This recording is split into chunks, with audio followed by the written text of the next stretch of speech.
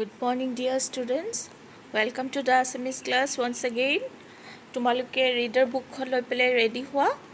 আৰু আমাৰ এটা লেসন হৈ আছিলে অৰণ্য যাত্ৰা সেই লেসনটোৰ পিছৰ পৰ্যায়টো আজি আমি পঢ়িম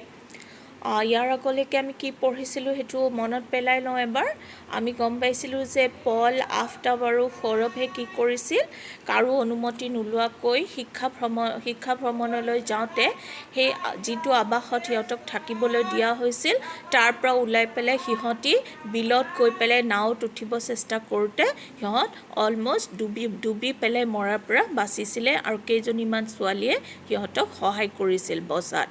আজিৰ পাঠটোৰ পৰা আমি কি পাম আজিৰ পাঠটো পঢ়ি পেলাই আমি কিছুমান কথা শিকিম কেতিয়াবা জানি বা নাজানি ভুল কৰিলেও আমি তাক স্বীকাৰ কৰা উচিত তাৰমানে উই শুড এডমিট ইট তাৰপিছত নিজে লোৱা সিদ্ধান্তৰ বাবে আমি ভাল কিবা এটাৰ পৰা বঞ্চিত হ'ব লগা হ'ব পাৰে এই কথাটো শিকিম আজি আমি আমাৰ পাঠটোৰ পৰা বঞ্চিত মানে ডিপ্ৰাইভ তাৰপিছত আমাৰ ভুলে আনকো বিপদত পেলাব পাৰে এই কথাটো আমি আজি উপলব্ধি কৰিম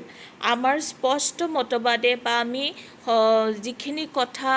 নুলুকুৱাকৈ আনৰ আগত স্বীকাৰ কৰিম সেই কথাখিনিয়ে আমাক ক্ষমাৰ যোগ্য কৰি তুলিব মানে আমি আনৰ পৰা সহানুভূতি পাবলৈ আৰু ক্ষমা পাবলৈ উপযুক্ত হ'ম তাৰপিছত ইয়াণ্ডাবু সন্ধিৰ বিষয়ে আমি গম পাম ইয়াণ্ডাবু সন্ধি কোন চনত হৈছিল আৰু তাৰ পাছত কি হৈছিলে এই কথাৰ বিষয়ে জানিম আৰু কাজিৰঙাৰ গড়ৰ ইতিবৃত্ত মানে ডিটেইলছটো কথা আমি গম পাম আৰু গছ-গছনিও যে মানুহৰ বন্ধু সেই কথাৰো আজি আমি লেসনটোৰ পৰা গম পাম এতিয়া আজিৰ পাঠটোত আৰম্ভণি কেনেকৈ হৈছে যেতিয়া পলহঁতক সেই ছোৱালীকেইজনীয়ে উদ্ধাৰ কৰি পেলাই সিহঁতে নিজে আহিব পাৰিম বুলি যেতিয়া সিহঁতক ক'লে তেতিয়া ছোৱালীকেইজনীয়ে সিহঁতক আকৌ ভৱিষ্যতে এনেকুৱা ভুল নকৰিবা বুলি কৈ পেলাই গুচি গ'ল আৰু পলহঁতে যিফালে ওলাই গৈছিল সেইফালে আহি পেলাই সোমালে সিহঁতৰ গোটেই তিতা বুঢ়া অৱস্থা দেখি পেলাই সকলোৱে যেতিয়া সিহঁতক প্ৰশ্ন কৰিলে তেতিয়া গোটেইকেইটাই মিলি পেলাই কিন্তু সিহঁতে কি কৰিছিল কেনেকুৱা ধৰণৰ বিপদত পৰিছিল গোটেই কথাখিনি সকলোৰে আগত ভাঙি পাতি কৈ দিলে ল'ৰা ছোৱালী বন্ধু বান্ধৱ শিক্ষক শিক্ষয়িত্ৰী সকলোৰে আগত ক'লে কিন্তু সেই মুহূৰ্তত শিক্ষক শিক্ষয়িত্ৰীসকলে সিহঁতক কোনো ধৰণৰ গালি শপনি নাপাৰিলে সিহঁতক ধুনীয়াকৈ গা পা ধুই পেলাই কি কৰিলে সুস্থ হ'বলৈ ক'লে তাৰপিছত সিহঁতক এগিলাচ গাখীৰ খাবলৈ দি পেলাই ক'লে তোমালোক এতিয়া জিৰাবলৈ যোৱা আৰু সেই যিখিনি সময়ত আনক ফুৰাবলৈ যোৱাৰ কথা আছিল সিহঁত আৰু যিখিনি সময়ত বেলেগে জিৰণি লৈছিল যিহেতু সিহঁত ওলাই গৈছিলে সেইকাৰণে সিহঁতক ক'লে যে তোমালোকে এতিয়া জিৰণি লোৱা আৰু তেওঁলোক বাকীবোৰ ছাত্ৰ ছাত্ৰীক লৈ পেলাই কাজিৰঙাখন এটা পাৰ্ট দেখাবলৈ গুচি গ'ল আৰু সিহঁতেও তলমূৰ কৰি পেলাই নিজৰ ভুলৰ বাবে যে এইখিনি সহ্য কৰিবলগীয়া হৈছে এই কথা গম পাই পেলাই একো নক'লে তাৰপিছত যেতিয়া সিহঁতি উভতি আহিল তেতিয়া কিন্তু পলৰ ভনীয়েক পাহিৰ মনটো বেয়া লাগিলে কাৰণ সিহঁতে যিবিলাক বস্তু আজি দেখি আহিলে বাহিৰত সেইবিলাক বস্তু দেখাৰ পৰা ককায়েক আৰু তাৰ দুজন বন্ধু বঞ্চিত হ'ল আৰু কি হ'ল সেইদিনাখন ঘূৰি অহাৰ পিছত নিশা মানে ইভিনিং টাইমত এখন মিটিং পাতিলে টিচাৰ্ছবিলাকে মিটিং পাতি পেলাই তেওঁলোকে এটা কথা সকলোকে জনাই দিলে যে যিহেতু আজি আমাৰ লগত অহা 3জন ছাত্ৰই এনেকুৱা এটা কাম কৰিছিলে যাৰ ফলত আমাৰ নিজৰ বিদ্যালয়খনৰো বদনাম হোৱাৰ আশংকা আছিল তেওঁলোকৰ জীৱনৰ আশংকা আছিল আমি দায়িত্ব লৈ আহিছোঁ অভিভাৱকসকলক আমি কি উত্তৰ দিলোঁ হয় এনেকুৱা ধৰণৰ কথাবিলাক আমাৰ মনলৈ আহিছে গতিকে আমি আৰু অহাকালিৰ কাৰ্যসূচী বাতিল কৰিলোঁ মানে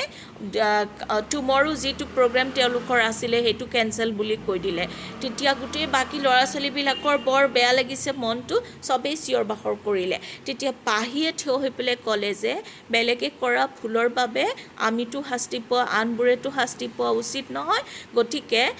যিসকলে এই ভুল কৰিছিল তেওঁলোকে ইয়াতে থাকক ৰুমতে থাকক আৰু আমিবিলাক চাবলৈ যাওঁ তেতিয়া শিক্ষক শিক্ষয়িত্ৰীসকলে নিজৰ মাজতে কিবা এটা আলোচনা কৰিলে আলোচনা কৰি পেলাই ঠিক আছে বাৰু আমি চাম বুলি কৈ পেলাই সিহঁতক ক'লে যে তোমালোকে কাজিৰঙা চাব গৈ পেলাই যিমান যি দেখিছা সকলো সঁচা কাহিনী কিন্তু নিজে গৈ পেলাই এখন এছেৰ নিচিনাকৈ লিখিব লাগিব আৰু সকলোৱে তাত ফূৰ্তিৰে একেবাৰে কি বুলি ক'লে সকলোৱে তাত মত দিলে যে তেওঁলোকে এয়া কৰিব তাৰপিছত কি হ'ল পিছদিনাখনৰ কাৰ্যসূচী বাতিল কৰিব বুলি গম পোৱাৰ পাছত পলহঁতে নিজৰ ভুলৰ বাবে ক্ষমা খুজিলে আৰু ক'লে যে আমাৰ বাবে আন ল'ৰা ছোৱালীবিলাকক এনেকুৱা কৰা উচিত নহয় গতিকে আমি ইয়াতে থাকিম বাকীবোৰক লৈ যাতে তেওঁলোক যায় শিক্ষকসকলে পিছত আলোচনা কৰি পেলাই সকলোকে নিব বুলি কথাটো জনাই দিলে এই কাজিৰঙা অৰণ্যখন যেতিয়া সিহঁতে চাইছিলে কিছুমানে তাত গাড়ীত উঠি পেলাই চাইছিল আৰু কিছুমানে হাতীত উঠি পেলাইও চাইছিলে আৰু যেতিয়া হাতী জীৱ জন্তু বেলেগ দেখিছিল তেতিয়া তেওঁলোকে অনুভৱ কৰিলে যে জীৱ জন্তু কেতিয়াও মানুহৰ শত্ৰু নহয় আচলতে ইহঁত মানুহৰ বন্ধুহে হঠাৎ কোনে সুধিলে আৰু এটা কথা যে আফতাবে সুধিলে যে কাজিৰঙাতে গড় পোৱা যায় নেকি তেতিয়া শিক্ষকে ক'লে যে নহয় কাজিৰঙাতে কেৱল গড় পোৱা নাযায় কিন্তু পবিতৰা মানাহ তাৰপিছত ওৰাং আদি অভয়াৰণ্য মানে নেশ্যনেল পাৰ্ক এইবিলাকতো ওৱান হৰ্ণ ৰাইন' মানে এশিঙীয়া গড় পোৱা যায় যদিও সেইবিলাকৰ তুলনাত কাজিৰঙাত সংখ্যাটো বেছি কাৰণে তাৰ এই কাজিৰঙাখন বেছি বিখ্যাত হৈছে আচলতে কাজিৰঙা গড় কেতিয়া প্ৰথমে কোনে দেখিলে এই কথা আফতাবে সুধিলে যেতিয়া আকৌ তেতিয়া তাৰ প্ৰশ্নৰ উত্তৰত মালবিকা নামৰ শিক্ষয়িত্ৰীগৰাকীয়ে ক'লে যে ইয়াণ্ডাবু সন্ধি 1826 চনত ব্ৰিটিছ আৰু মানবিলাকৰ মাজত এটা সন্ধি হৈছিল সন্ধি মানে treaty it is like negotiation তাৰপিছত সেই ট্ৰিটিটোৰ মতে কি হৈছিলে ভাৰতবৰ্ষ ব্ৰিটিছৰ অধীনলৈ আহিছিল অসমো ব্ৰিটিছৰ অধীনত আহিছিল তেতিয়া কি হৈছিলে ব্ৰিটিছ ভাইচৰয় তেওঁ আছিলে লৰ্ড কাৰ্জনৰ ৱাইফ তেওঁ ৱাইফৰ নাম আছিলে মেৰী আৰু লৰ্ড কাৰ্জন কাজিৰঙা চাবলৈ জীৱ জন্তু চাবলৈ আহিছিল তেতিয়া কাজিৰঙা চাবলৈ আহোঁতে বাপিৰাম হাজৰিকা নামৰ এজন মানুহ যিজনক সকলোৱে কি বুলি মাতিছিল নিগ্না চিকাৰী বুলি তেওঁ বিখ্যাত আছিলে আৰু তেওঁ প্ৰথমতে মেৰী বা লেডি কাৰ্জনক মানে লৰ্ড কাৰ্জনৰ ৱাইফক প্ৰথম এশিঙীয়া গড়টো দেখাইছিল ইমান ধুনীয়া আচৰিত জীৱটো দেখি পেলাই মেৰী কাৰ্জনে লৰ্ড কাৰ্জনক অনুৰোধ কৰিছিল যে ইমান ধুনীয়া জীৱ থকা এই কাজিৰঙাখন এই অভয়াৰণ্যখন সংৰক্ষণ কৰা উচিত মানে প্ৰিজাৰ্ভ কৰা উচিত আৰু তেতিয়াৰ পৰাই কি হ'ল কাজিৰঙাখন সংৰক্ষিত কৰা হ'ল কাজিৰঙাৰ প্ৰথম যিজন বন বিষয়া আছিল মানে ফৰেষ্ট অফিচাৰ তেওঁৰ নাম আছিলে মহিচন্দ্ৰ মিৰি আৰু এই মহিচন্দ্ৰ মিৰিয়ে প্ৰথমে কাজিৰঙাৰ এশিঙীয়া গড় আমেৰিকাৰ যুক্তৰাষ্ট্ৰৰ চিৰিয়াখানালৈ পঠিয়াই পেলাই গোটেই বিশ্বত অসমৰ কাজিৰঙাক চিনাকি কৰাই দিছিলে চ' আজিৰ লেচনটো মই ইমানখিনিলৈকে পঢ়াইছোঁ আৰু তাৰ পৰা আমি শিকিলোঁ কি কথা বনৰীয়া জীৱ জন্তুবোৰ প্ৰকৃততে মানুহৰ বন্ধু কাজিৰঙাৰ উপৰিও পবিতৰা মানাহ ওৰাং আদিতো কম পৰিমাণে গড় পোৱা যায় আৰু লৰ্ড কাৰ্জন আৰু পত্নী মেৰী কাৰ্জনৰ ভ্ৰমণৰ পিছত কাজিৰঙা বিশ্বত পৰিচিত হ'ল এই কথা আমি গম পালোঁ এইখিনিৰ আধাৰত দুটামান কুৱেশ্যনৰ আনচাৰ মই তোমালোকক লিখি দিছোঁ সেইকেইটা তোমালোকে লিখি ল'বা আৰু ইয়াৰ পিছৰ যিটো পৰ্যায়